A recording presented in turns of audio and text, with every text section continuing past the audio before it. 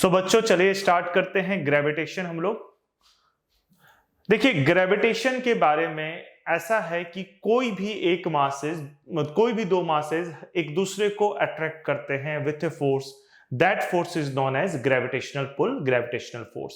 इसके बारे में न्यूटन ने बताया था, हालांकि ये कहना गलत होगा कि सबसे पहले न्यूटन ने बताया था। आप सर्च कीजिए, एक इंडियन फिलोसोफर थे, ठीक है, उन्होंने 1000 एडी में न्यूटन से करीब 600 साल पहले, ठीक है, इसके बारे में बताया था। सो फिलहाल तो हम लोग ये कहेंगे कि न्यूटन ने सबसे पहले ग्रेविटेशन के बारे में बताया था। न्यूटन का लॉ ऑफ ग्रेविटेशन है। न्यूटन का लॉ ऑफ ग्रेविटेशन क्या है कि कोई भी दो मासेस, इनफैक्ट अगर आप बैठे हो, आपके पास में कोई बैठा है या आपके पास एक अलमीरा है, तो वो अलमीरा आपको खींच रहा होगा और आप उस अलमीरा को अपनी तरफ खींच रहे होगे। बट दिमाग में ये भी क्वेश्चन आता है, अगर ऐसा है तो मैं अलमीरा के पास क्यों नहीं चला जाता, ठीक है, और या फिर अलमीरा मेरे पास क्यों नहीं आ पाता है। तो देखिए इसका रीजन ये है कि ये फोर्स बहुत ही छोटा होगा आपके और अलमीरा के बीच में। ये फोर्स ज्यादा विजिबल होता है जब बॉडीज बहुत बड़े साइज के होते हैं, जैसे अर्थ और मून के बीच में, अर्थ और सन के बीच में। तो इस केस में विजिबल होगा क्योंकि अर्थ का मास बहुत ही ज्यादा है, मून का मास बहुत ज्यादा है, तो यहां पे विजिबल होगा। अब क्यों आपके और अलमीरा के बीच में छोटा क्यों है, अर्थ और मून के बीच में बड़ा क्यों है, इसे भी हम लोग समझेंगे इसी लेक्चर में। फिलहाल तो हम लोग स्टेटमेंट से स्टार्ट करते हैं और फिर धीरे धीरे आगे आगे सब कुछ, सारे कंसेप्ट छोटे छोटे समझते चलेंगे। तो सबसे पहला चीज, न्यूटन लॉ ऑफ ग्रेविटेशन का स्टेटमेंट क्या है, डेफिनेशन क्या है।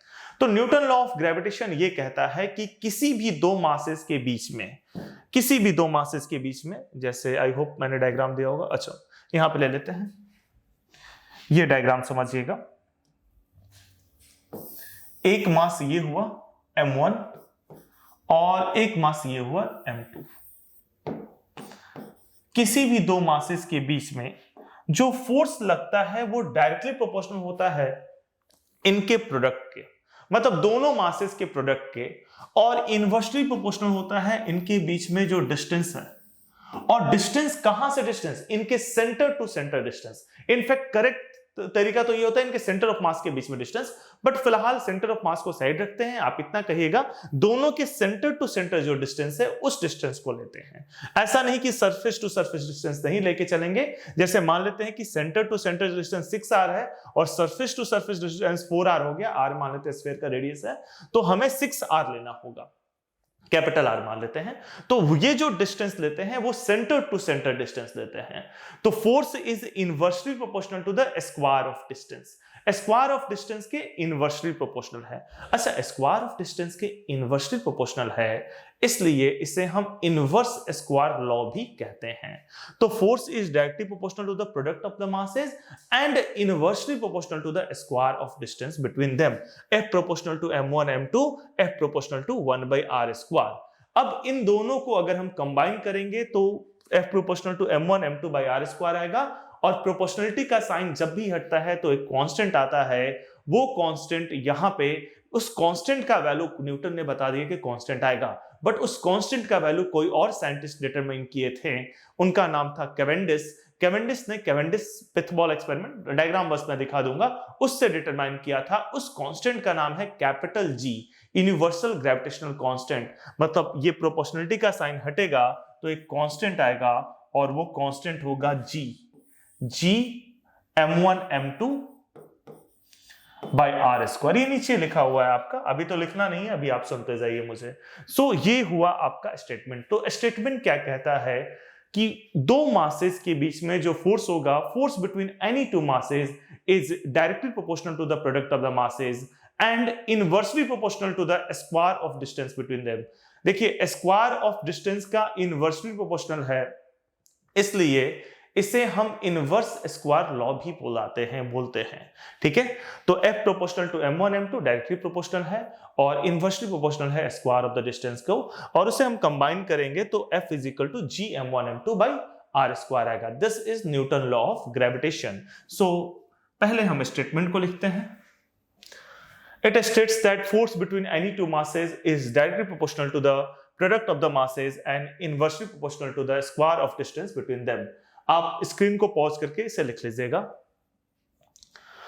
और उसका मैथमेटिकल एक डायग्राम भी बना लेंगे हम लोग, जैसा कि मैंने बनाया था अभी। एक मास है m1 और एक मास है m2, और इनका सेंटर, ये सेंटर और ये सेंटर, इनके बीच में डिस्टेंस है r। तो सेंटर टू सेंटर डिस्टेंस है r, उस पर भी डिपेंड करेगा।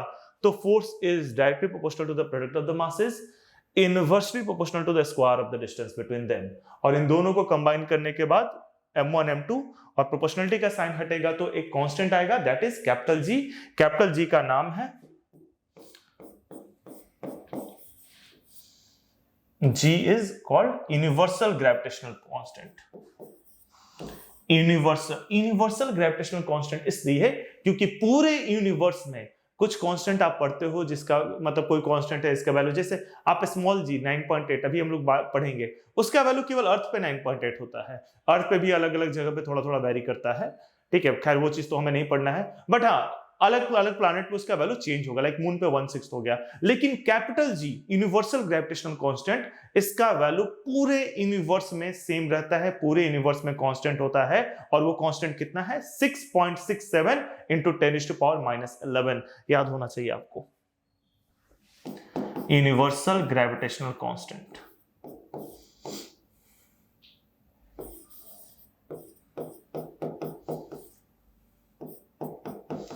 Gravitational constant. सो इस कैपिटल G का वैल्यू लिखा हुआ है 6.67 इंटू 10⁻⁻11, और यूनिट देखिए, यूनिट क्या लिखा है, newton metre square by KG square. अब ये यूनिट कहां से आया, ये यूनिट को भी थोड़ा सा मैं ब्रीफ कर रहा हूं, बट फिलहाल आप ये वैल्यूज लिख लीजिए। आई होप आपने पॉज करके लिख लिया होगा। थोड़ा सा यूनिट मैं आपको समझा देता हूं। देखिए यूनिट ऐसा क्यों आया इसका,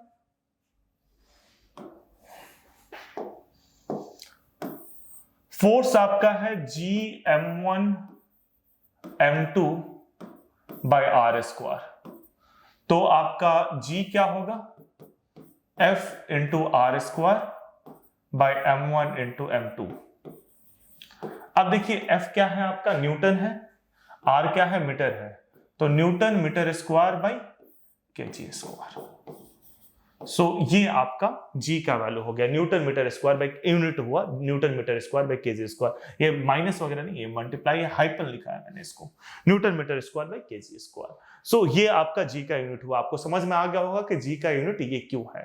सो G का वैल्यू है 6.67 इंटू 10⁻⁻11, और यूनिट है newton metre square by KG square. दोनों चीजें आपको अच्छे से पता होना चाहिए। सो आई होप आपको क्लियर है। और इसका वैल्यू कैसे डिटरमाइन किया गया था, तो वो भी आपको पता होना चाहिए। कैवेंडिश एक्सपेरिमेंट से हमने G का वैल्यू डिटरमाइन किया था। इस एक्सपेरिमेंट को आपको पढ़ने की जरूरत नहीं है, बस इतना पता होना चाहिए कि कैवेंडिश, इसलिए मैंने एक डायग्राम दे दिया, एक स्लाइड दे दिया कि एक्सपेरिमेंट का नाम आपके दिमाग में होना चाहिए कि कैवेंडिश एक्सपेरिमेंट से हमने कैपिटल G का वैल्यू डिटरमाइन किया था। कैपिटल G जो कि क्या है, यूनिवर्सल ग्रेविटेशनल कांस्टेंट, जो ये बताता है पूरे यूनिवर्स में कैपिटल G यानी कि का वैल्यू सेम रहता है, और वो क्या है 6.67 इंटू 10⁻⁻11। मैं बार बार इसलिए बोल रहा हूं ताकि आपको याद रहे। सो आगे बढ़ते हैं, एक क्वेश्चन देखते हैं। अब समझिएगा, क्लास स्टार्टिंग में मैंने बताया था कि आप जैसे सपोज करते हैं मैं और आप क्लास में आमने सामने बैठे हुए हैं, तो हमारे बीच में भी ग्रेविटेशनल फोर्स लग रहा होगा, मेरे और आपके बीच में ग्रेविटेशनल पुल लग रहा होगा। मैं आपको अपनी तरफ खींच रहा हूंगा और आप मुझे अपनी तरफ खींच रहे होंगे, लेकिन कोई खास फर्क नहीं पड़ेगा, कोई खास फर्क नहीं पड़ेगा, कुछ दिखेगा नहीं, अब आप फोर्स को फील नहीं करोगे। दो रीजन है। पहला रीजन कि एक तो ये फोर्स इतना ज्यादा छोटा होगा, आप कैलकुलेट कीजिए ना, आपका मास कितना 50 kg, मेरा मास 100 तो नहीं है, लेकिन मान लेते हैं कि 100 kg, ठीक है, तो 100 इंटू 50 ये कितना हुआ 5000, और बाई डिस्टेंस मान लेते हैं कि हम लोग 1 मीटर दूर बैठे हैं, तो बाई 1 स्क्वायर कर दिया। लेकिन इसको मल्टीप्लाई किससे करेंगे, 6.67 इंटू 10⁻⁻11। अब समझिए 10⁻⁻11 जब किसी चीज से मल्टीप्लाई होगा तो वो नंबर कितना छोटा जाएगा। एक तो 6.67 हो गया, और 5000 मतलब कि 5 इंटू 10⁻3, और एक तो -11 है बाई 1 स्क्वायर। तो हमारा जो फोर्स हुआ वो 10⁻⁻8 के रेंज में, -8 Newton, -8 Newton. It is less than milligram, milligram के वेट से भी कम है, माइक्रोग्राम के वेट से भी कम है, ठीक है, आप समझ लो बहुत ही छोटा, बहुत ही छोटा, आपको माइक्रोग्राम के वेट के लगभग बराबर कह सकते हैं, आपको बिल्कुल फील नहीं होगा, मतलब ये फोर्स फील नहीं होगा, फर्स्ट थिंग। और सेकंड थिंग, ऐसा नहीं कि मैं ही केवल आप पे फोर्स लगा रहा हूं, आप जब रूम में बैठे हो तो मैं आपको अपनी तरफ खींच रहा हूं, ये दीवार, ये वॉल आपको अपनी तरफ खींच रहा है, इधर वाला वॉल अपनी तरफ खींच रहा है, पीछे अलमीरा है वो आपको अपनी तरफ खींच रहा है। तो इस तरीके से हर लोग अपनी तरफ खींच रहे हैं, और वो भी बहुत ही कम कम फोर्स से। तो ओवरऑल इफेक्ट क्या होगा? कुछ नहीं, नेग्लिजिबल इफेक्ट होगा। एक तो फोर्स ही इतना छोटा है, ऊपर से हर तरीके से फोर्स लग रहा है, तो नेट कैंसिल हो जाएगा। सो नेट इफेक्ट कुछ आएगा नहीं, नेट इफेक्ट 0 होगा, नेट इफेक्ट 0 होगा।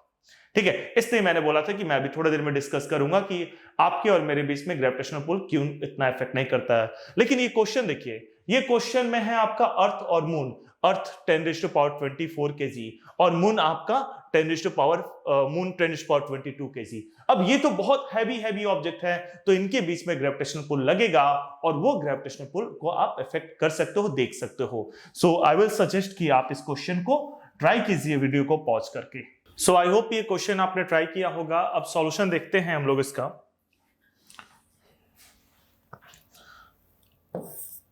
सो यहां पे देखिए, एक मून है और एक अर्थ है। इसे मान लेते हैं ये आपका अर्थ है थोड़ा बड़ा सा, और ये छोटा सा सर्कल या स्फीयर मून मान लेते हैं। ठीक है, इनके बीच का डिस्टेंस r वो भी दिया हुआ है, दोनों का मासेस भी दिया हुआ है। कितना मास है? m1 है आपका अर्थ का मास 6 × 10⁻24 kg। ऐसा यूनिट में दिया है, जब कोई चीज ऐसा यूनिट में नहीं होगा तो उसे हम कन्वर्ट करेंगे। दूसरा m2 दिया है 7.4 × 10⁻22 kg, और इनके बीच में जो डिस्टेंस है यानी कि r, वो r दे रखा है आपका 3.84 × 10⁻5 किलोमीटर। बट एक बात ध्यान रखिएगा, ये किलोमीटर में दे रखा है। किलोमीटर इज नॉट ऐसा यूनिट ऑफ डिस्टेंस। मास का ऐसा यूनिट तो केजी होता है, ठीक है, लेकिन डिस्टेंस का ऐसा यूनिट जो है वो मीटर होता है। तो इस किलोमीटर को हम मीटर में कन्वर्ट करेंगे। आपको एक बात का ध्यान होना चाहिए, सारे कैलकुलेशन हमें ऐसा यूनिट में करना चाहिए। तो किलोमीटर को मीटर में कन्वर्ट करेंगे। आपको बता देता हूं मैं, 1 kilometre is equal to 1000 metre. आप जानते भी होंगे इस बात को, 1000 मीटर कह लीजिए या 10⁻3 मीटर कह लीजिए। तो इस किलोमीटर को हम मीटर में कन्वर्ट करेंगे, और ये हो जाएगा 3.84 × 10⁻5 + 3 यानी कि 8 मीटर। ये आर आ गया। सो फोर्स कितना होगा? Gm1m2 / r²। ठीक है, यानी कि G का वैल्यू तो हम जानते हैं 6.67 × 10⁻11। 6.7 इन्होंने बोला लेने को, 6.7 × 10⁻11। तो G का वैल्यू हो जाएगा 6.7, थोड़ा सा एक डिजिट तक रखा है इन्होंने, × 10⁻11। और m1 कितना है आपका? 6 × 10⁻24, 6 × 10⁻24। और m2 कितना है? 7.4 × 10⁻22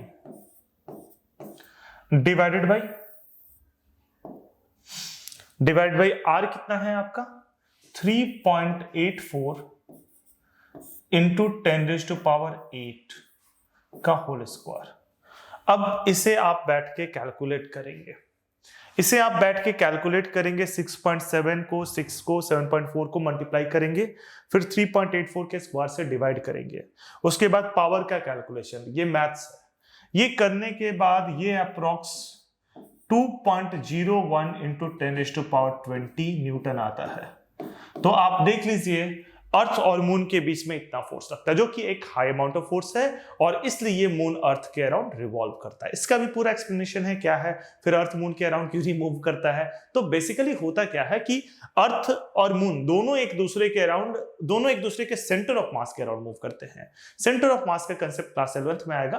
तो सेंटर ऑफ मास अर्थ पे लाई करता है, इसलिए हम बोलते हैं कि मून जो है वो अर्थ के अराउंड मूव करता है ना। ये सारा कंसेप्ट हम लोग आगे थोड़ा सेंटर ऑफ मास समझा देता तो आपको ये सब चीजें भी बता सकता था मैं, बट 11th में दोबारा जब ग्रेविटेशन आएगा तो वहां पे ये सब चीजें आपको मैं डिटेल में समझाऊंगा। फिलहाल यहां पे फोर्स इनके बीच में ये लगेगा। पॉज करके लिख लीजिए, आई थिंक आपने लिख लिया होगा।